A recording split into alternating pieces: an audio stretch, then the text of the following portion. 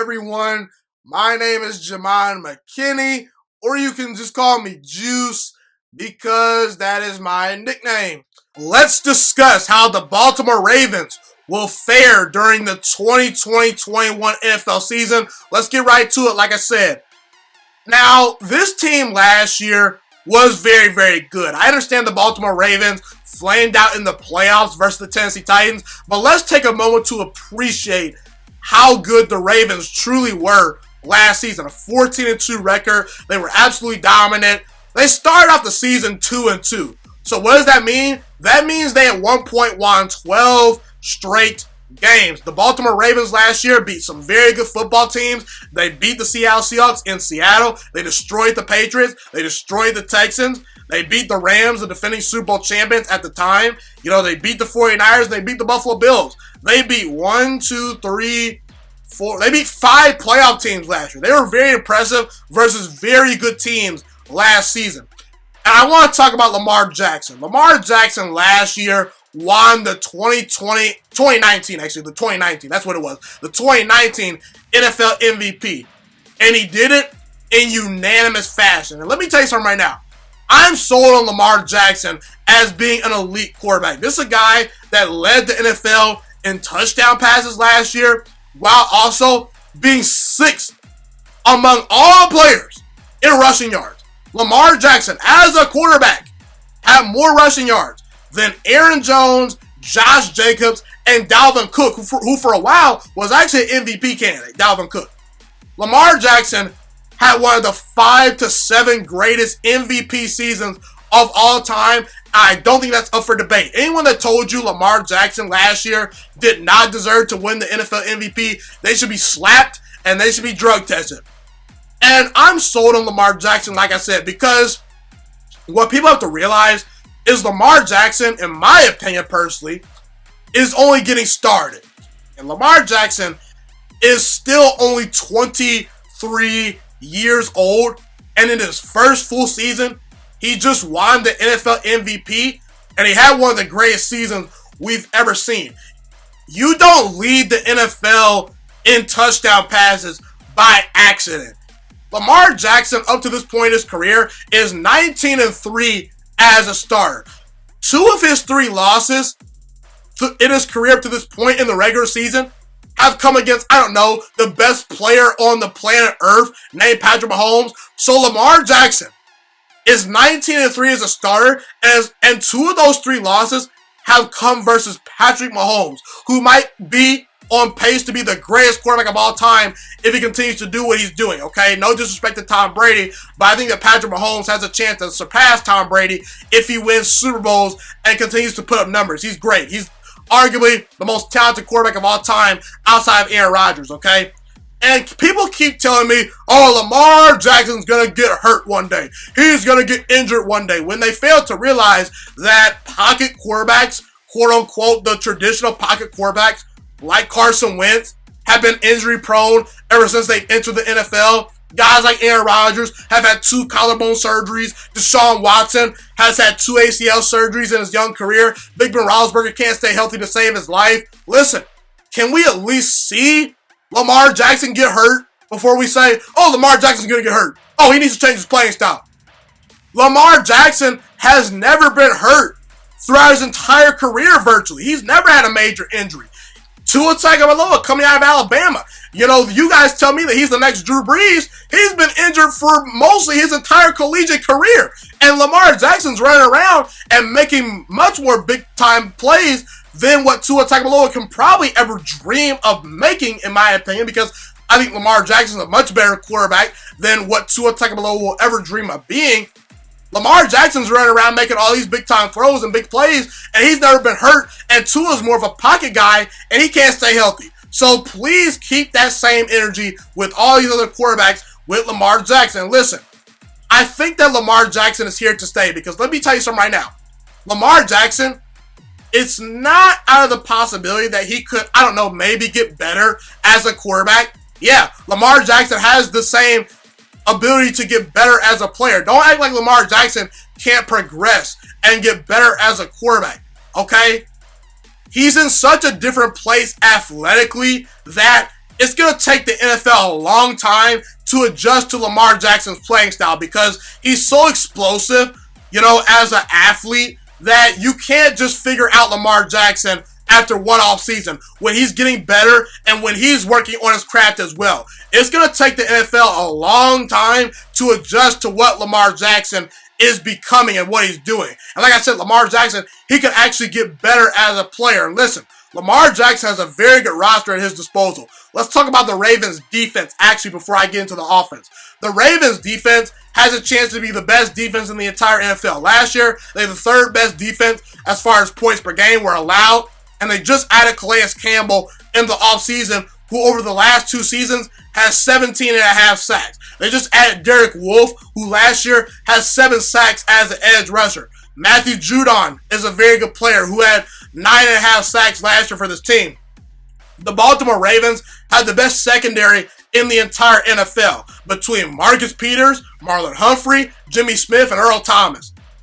And what was the one weakness of the Baltimore Ravens last year? Probably inside linebacker, because in the playoffs, Derrick Henry destroyed them. Derrick Henry had 30 carries for 195 yards. And guess what? The Baltimore Ravens, they addressed those issues, mainly from the Calais Campbell signing, because Calais Campbell is mainly going to play, sort of that defensive tackle role. He's going to be a great interior presence as far as stopping the run. But the Baltimore Ravens upgraded at inside linebacker in the 2020 NFL Draft. They drafted 2 of the 5 best middle linebackers in the 2020 NFL Draft in Patrick Queen, who to me was the best inside linebacker in the draft, and Malik Harrison out of Ohio State, who was a top 5 inside linebacker in my opinion. They also drafted a defensive tackle from Texas A&M in the 3rd round that I liked a lot, who's a good run stopper. So the Baltimore Ravens, they've addressed all their issues on defense as far as I'm concerned. This defense is immaculate. It's gonna be very fun to watch this year, and it's gonna be very hard for teams to score on the Baltimore Ravens defense because they have so many good players, so many fast and speedy athletes, and these guys know how to play football.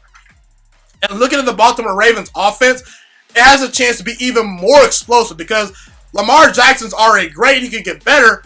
They got Lamar Jackson, another really good running back that can run between the tackles and make things happen, as far as running the football. And also he can catch passes out of the backfield. He's a very good pass protector. His name is J.K. Dobbins out of Ohio State. He was one of the best running backs in the entire draft. He was a top 5 running back in the draft. He's very good. Also, you still got Mark Ingram. You still got Gus Edwards. You still got Justice Hill. That's 4 really good running backs that Lamar Jackson has at his disposal. Not to mention Marquise Hollywood-Brown is expected to take a big leap this year. He compares sort of favorably to his, cousin Antonio Brown, if we're being positive and just talk about the football side of things. Hollywood-Brown can be a stud, man. He's a very good player that has a lot of potential. Devin Duvernay out of Texas will provide some speed. Willie Snead and Miles Boykin are not bad options. They drafted a wide receiver out of SMU who's a very good route runner. And you still got Nick Boyle and Mark Andrews, a very good tight end duo.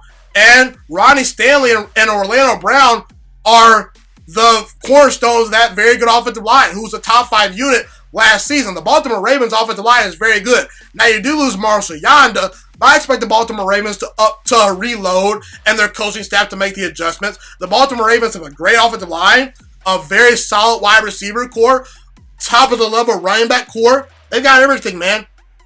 The only problem I have with the Baltimore Ravens is I think that they can really only play one style of football. Now, when the Baltimore Ravens are playing their style of football, which is 90% of the time, because the Baltimore Ravens, if they come out and hit you with their game plan and you don't do anything to stop it, they're going to win most of their games. But when the Baltimore Ravens are forced to play from behind and when they have to win track meets, I think you could get into some problems. Now, I think the Baltimore Ravens did their best job to get more explosive running backs and wide receivers in the offseason to keep up with a team like Kansas City, to where if they need to come from behind, they can. But also, I don't know if Lamar Jackson's quite ready to take that step in the playoffs. Lamar Jackson last 2 seasons, I've raved about how good he is. But in the playoffs, up to this point, Lamar Jackson has not played his best football. So that is a little bit of a concern. And also, I like Hollywood Brown. I like Duvernay. I like Willie Snead, but I just don't know if the Ravens have that dude to win one-on-one matchups on 3rd and 10 or on 3rd and long consistently. Now, the thing about the Ravens is they don't get to 3rd and long that often because they run the football so effectively and their game plan is so great on script. But when they get off script and when teams, get them, if a team gets out to an early lead, let's say maybe at Kansas City or New England, that's where Baltimore can get into some trouble. So I don't think Baltimore matches up from a stylistic perspective particularly well with a team like Kansas City, but I will say if they play their game, they can beat anyone in the league. Okay?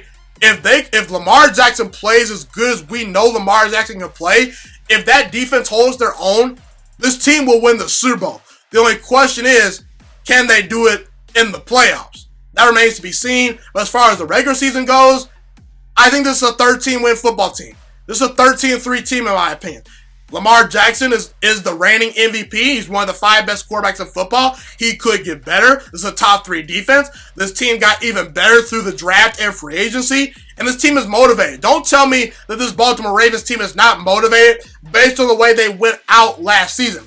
This team has a chip on their shoulder. They've heard all the noise in the offseason. Oh, this team couldn't beat the Titans in the playoffs. Lamar Jackson's a choker. He's not very good. They hear all that noise. This team is going to be motivated. I won't be shocked if the Ravens win the Super Bowl. They are definitely a Super Bowl contender, and they're better than Cincinnati, they're better than Pittsburgh, and they're better than Cleveland. So the division is theirs, in my opinion. So let's go over their schedule right now. I think that Baltimore, at worst, is a 10-win team.